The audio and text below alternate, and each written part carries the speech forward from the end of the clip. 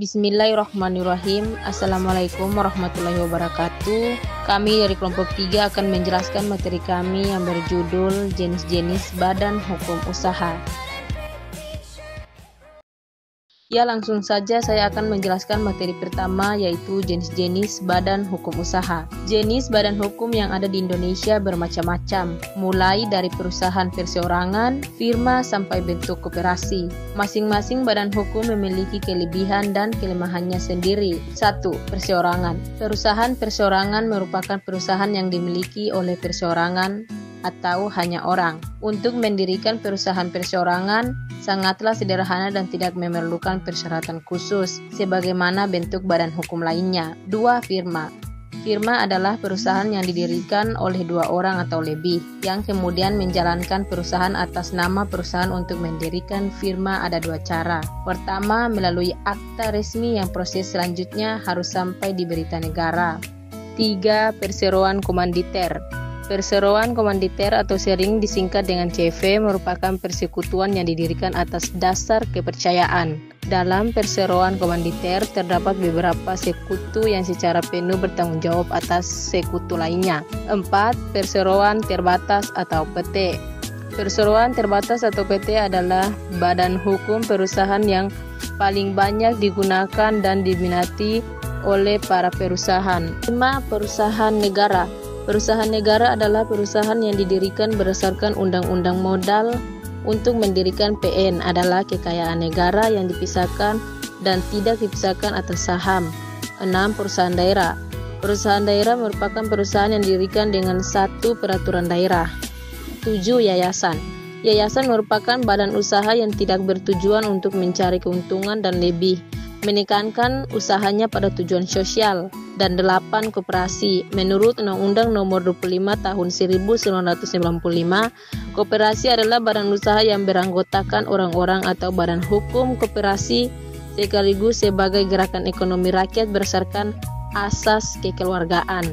Pendirian koperasi melalui akta pendirian setelah memperoleh pengesahan pemerintah dan diumumkan dalam berita negara.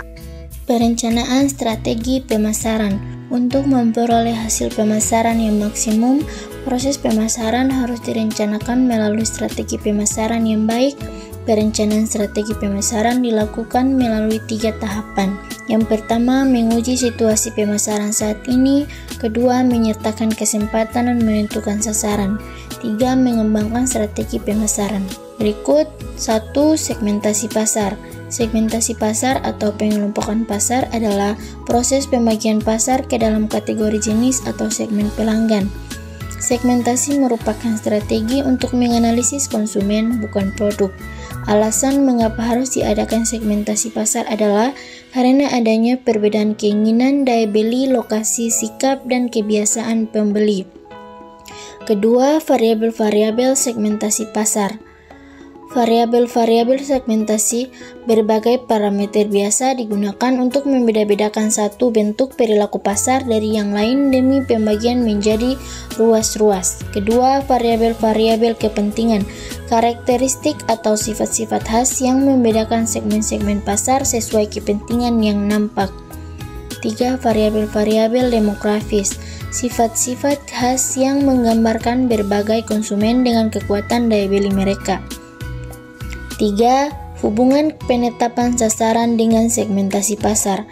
Istilah-istilah segmentasi pasar dan penemuan pasar sasaran atau market targeting sebenarnya merupakan 2 hal berbeda. Di depan telah diuraikan bahwa segmentasi pasar merupakan kegiatan membagi-bagi pasar yang bersifat homogen. Dalam hal ini, market targeting merupakan keputusan perusahaan mengenai pasar mana yang akan dilayani. 4. Mengevaluasi segmen pasar. Dalam mengevaluasi segmen pasar yang berbeda, sebuah perusahaan harus memperhatikan 3 faktor, yaitu ukuran dan pertumbuhan segmen, daya tarik struktur segmen, serta sasaran dan sumber daya perusahaan. 5. Perencanaan strategi pemasaran. Untuk memperoleh hasil pemasaran yang maksimum, proses pemasaran harus direncanakan melalui strategi pemasaran yang baik. Perencanaan strategi pemasaran dilakukan melalui 3 tahap. Pertama, menguji situasi pemasaran saat ini. Kedua, menyertakan kesempatan dan menentukan sasaran. 3. Mengembangkan strategi pemasaran. Analisis lingkungan eksternal dilakukan melalui pengamatan terhadap ekonomi, lingkungan alam, tren sosial dan budaya, hukum dan peraturan kondisi ekonomi, serta teknologi. Jadi, kali ini saya akan menjelaskan tentang distribusi produk dan harga. 1. Produk bahasan. Dalam bab ini, Anda akan mempelajari definisi produk, pemberian merek, individual branding, family branding, dan branding management, position produk dan konsep positioning. 2. Definisi produk.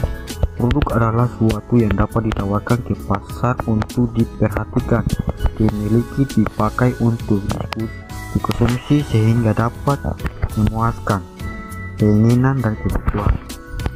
3. Pemberian merek branding. Merek branding adalah simbol penjawatan seluruh informasi yang berkait dengan produk atau jasa. Branding management. Branding management atau manajemen merek adalah salah satu praktik pemasaran yang spesifik mengenai produk. 5. Positioning produk.